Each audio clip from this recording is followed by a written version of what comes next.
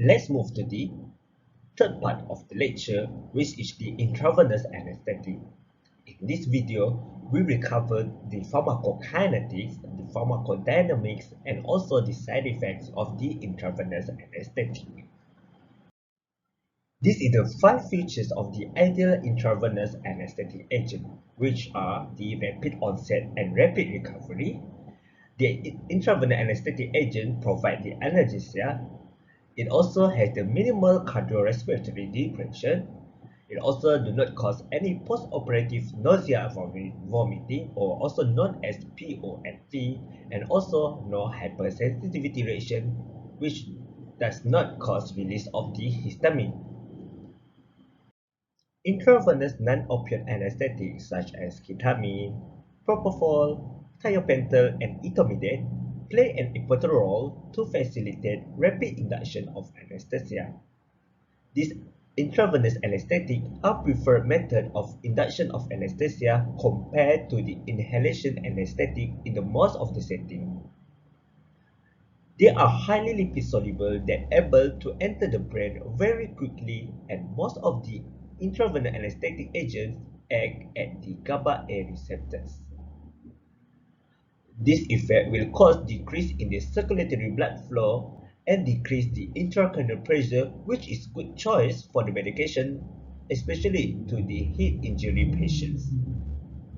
You can see here how this intravenous anesthetic is moving from each of the different tissue compartments.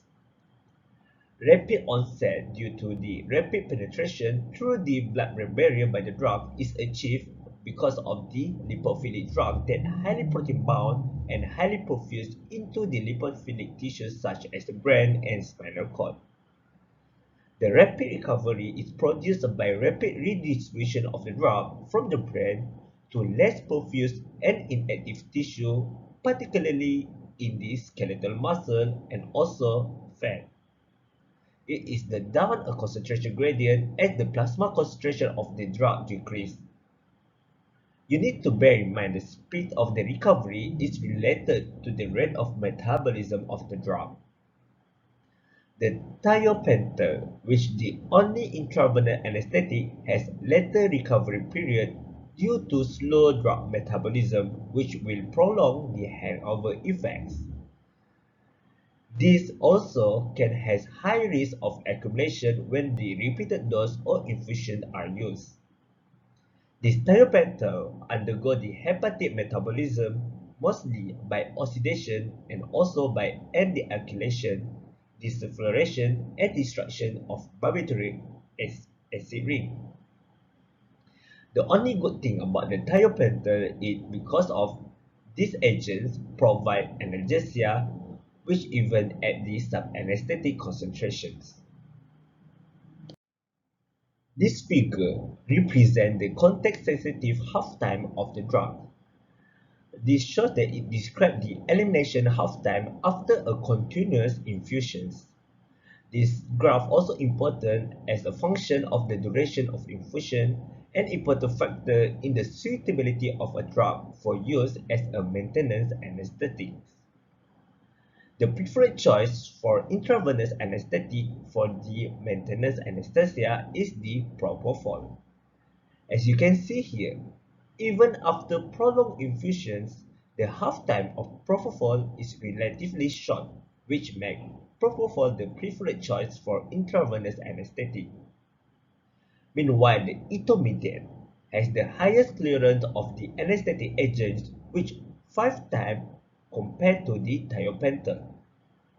However, etomidate metabolized primarily by ester hydrolysis to inactive metabolites and excreted mostly in the urine and bile acid.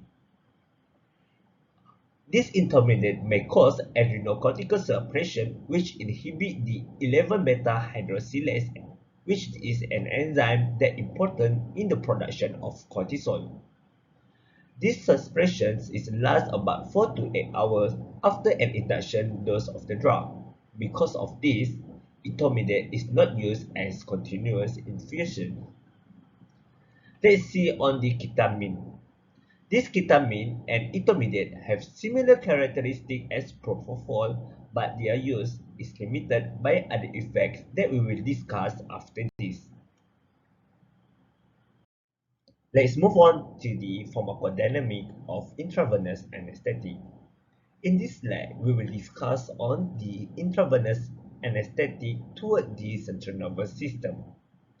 As you can see here, propofol and etomidate act as hypnotic but does not have any analgesic properties. This analgesic effect can be seen in ketamine and thiopental. But these drugs or this agent can cause emergence of delirium.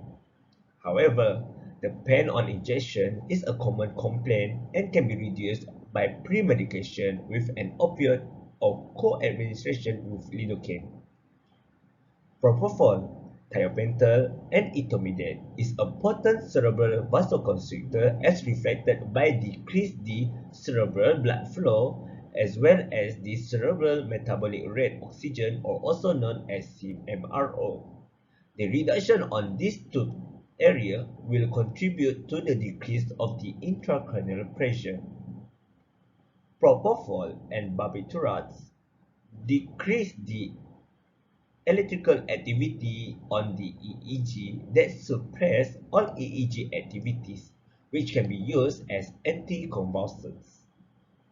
These properties are important for neuroprotections during neurosurgical procedure, stroke, surgical retractions, and also during the temporary clips during aneurysm surgery.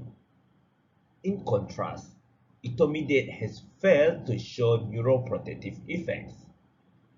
Meanwhile, ketamine is considered to be a cerebral vasodilator that increases the cerebral blood flow, CMRO2.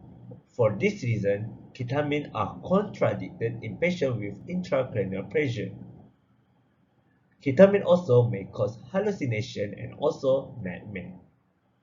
The use of propofol and thiopental result in significantly drop in blood pressure, which propofol produces most pronounced decrease in systemic blood pressure. This reduction due to reduction of the cardiac output as well as the peripheral resistance due to cause of the vasodilation in the both arterial and venous circulation leading to reduction in preload and afterload. However, this hypotensive effect by propofol and thiopental are further augmented by the inhibition of normal baroreflex response. The vasodilation effect only leads to a small increase in the heart rate. The use of ketamine may cause rise of blood pressure due to rise of the cardiac output. Arrhythmia may occur in thiopental and the use of propofol, ketamine, and etomidate are rare. The characteristic and desired features of induction of anesthesia with etomidate is the cardiovascular stability after the bolus injection. Etomidate do not cause any hypotensive effect, no changes in cardiac output, and no changes in the heart rate, which are the preferred to the patient with compromised myocardial contractility. In contrast, ketamine produces significant increase in systemic blood pressure, heart rate, and cardiac output due to centrally mediated sympathetic stimulation. However, this effect can be managed by co-administrating with the benzodiazepine, opioid, or inhaled anesthetic. These properties are useful to the critically ill patient with limited ability to increase their sympathetic nervous system. Propofol, thiopental, and etomidate is a potent respiratory depressant.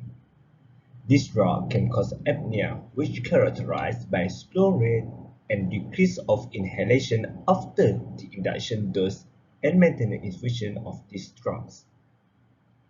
The best thing about propofol is this drug causes a greater reduction in upper airway reflexes than thiopental does, which made it well suited for instrumentation of the airway such as placement of laryngeal mask airway, direct laryngoscopy, and tracheal intubation as in the picture here.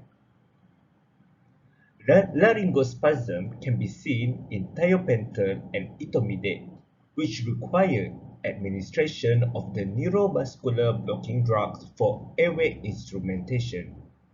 However, the depression of ventilation may be exaggerated if etomidate is combined with inhaled anesthetic or opioids.